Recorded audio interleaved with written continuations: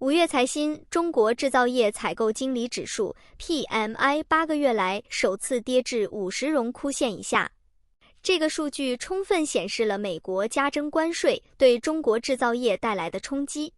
综合财新网、路透社和彭博社的报道，财新网星期二2025年6月3日公布的数据显示，5月财新中国制造业 PMI 从4月的 50.4 降至 48.3， 不及 50.7 的预测值。这也是32个月来的新低，并且是该指数自2024年10月来首度跌破50，意味着中国制造业在这8个月内首次萎缩。什么他妈的叫惊喜？什么？而国家统计局此前公布的5月制造业 PMI 回升 0.5个百分点至 49.5， 虽然连续2个月收缩，但表现为边际改善的态势。为什么财新公布的 PMI 和国家统计局公布的5月制造业 PMI 有很大的不同？ PMI Purchasing Managers Index 采购经理人指数是基于对企业采购经理的月度问卷调查结果编制而成。采购经理处于企业供应链管理的前线，对企业的订单、生产、库存、价格、用工等经营活动的变化非常敏感，他们的判断具有很高的前瞻价值。PMI 数值在 0% 到 100% 之间波动， 50% 是荣枯线。PMI 大于 50%， 表明该行业的经济活动正在扩张，且数值越高，扩张速度越快，覆盖面越广。PMI 小于 50%， 则表明该行业的经济活动正在收缩，且数值越低，收缩速度越快，覆盖面越广。国家统计局 PMI 通常于当月最后一天发布本月的指数。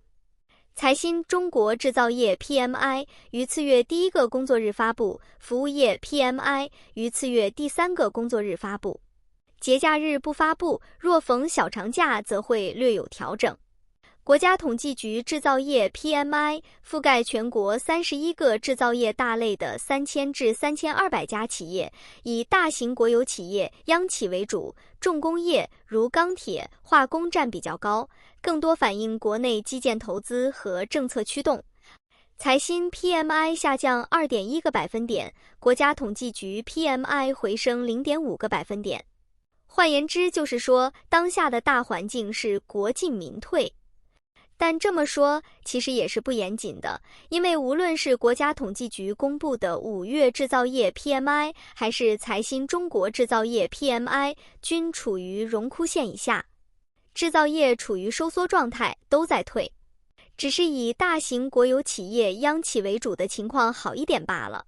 与官方 PMI 相比，财新 PMI 调查结果更偏向于中小型的出口导向型企业。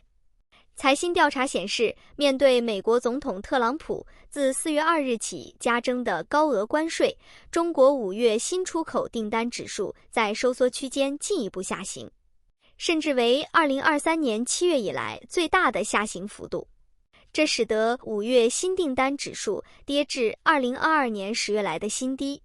就业方面，面临需求持续疲软，5月就业指数在临界点以下继续下降，表现为2025年来的最大降幅。其中，投资品制造企业用工量大幅减少。不过，随着中美日内瓦谈判取得突破，双方5月12日宣布互降关税90天，中国企业信心受到提振。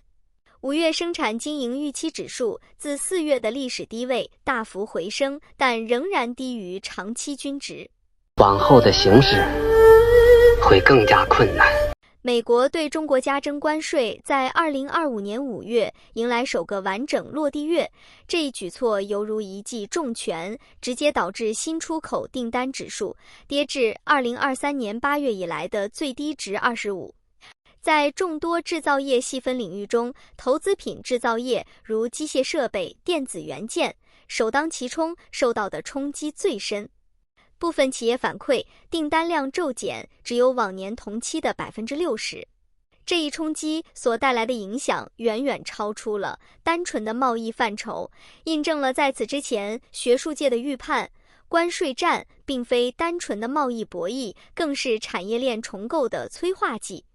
它使得全球产业链开始重新布局，一些企业为了规避关税风险，将生产环节转移至其他国家，进一步削弱了中国制造业的外需市场。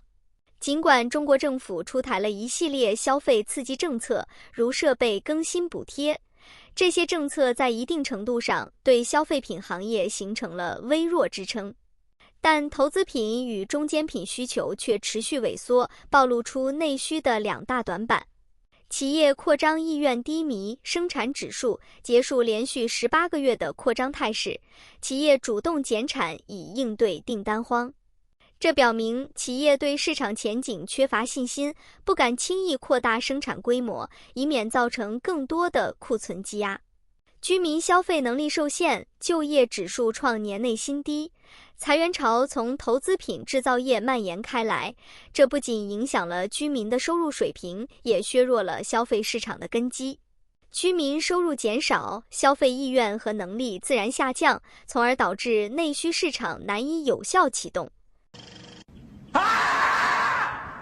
产业传导的多米诺效应正在显现，外需订单塌方引发库存积压，外需订单的大幅减少使得企业的产品销售受阻，产成品库存结束3个月的收缩转为扩张，企业为了缓解库存压力不得不降价促销，这进一步导致出厂价格连续多月收缩。内需复苏乏力，导致生产收缩与裁员，内需市场的疲软，使得企业的生产需求减少，企业不得不收缩生产规模并进行裁员。这不仅影响了企业的生产经营，也对就业市场造成了巨大压力。库存积压与价格下行形成了恶性循环。因销量下滑叠加出口货运延误，企业的库存压力不断增大。为了尽快销售产品，企业只能不断降低价格，而价格的下降又进一步抑制了市场需求，导致企业的盈利状况恶化。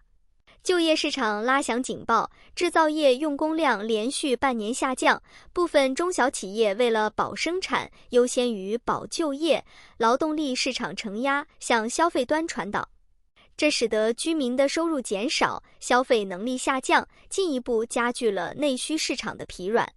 这种产业传导的多米诺效应对经济的影响是全方位的。价格通缩加剧，使得企业的盈利恶化，投资停滞不前。企业为了维持生存，不得不削减投资，这将影响到企业的技术创新和产业升级，进而影响到整个制造业的竞争力。同时，就业市场的压力也会影响到社会的稳定和经济的可持续发展。造孽！当前的消费刺激政策大多集中在终端补贴，比如以旧换新，但问题是居民的可支配收入增速还在明显滞后，所以政府其实更应该把重心放在创造真正的就业上，比如在基建项目中明确用工比例，让每一个项目不只是拉动投资，也能带来岗位，带来收入。长远看，政策不能只停留在短期纾困，而要转向真正的产业重构。一方面加大科技投入，提升制造业的附加值，只有通过长期的产业重构，才能使中国制造业在全球市场中占据更有利的地位。以上就是本期视频的全部内容，如果您觉得有收获，欢迎点赞、留言、转发支持我。您的一键3连就是我继续做下去的最大动力。5月 PMI 跌破荣枯线，不只是一个经济信号，它是一连串结构性矛盾的集中爆发。产业链重构的时间节点已经到来，中国制造不能再靠惯性前行。我们下期再见。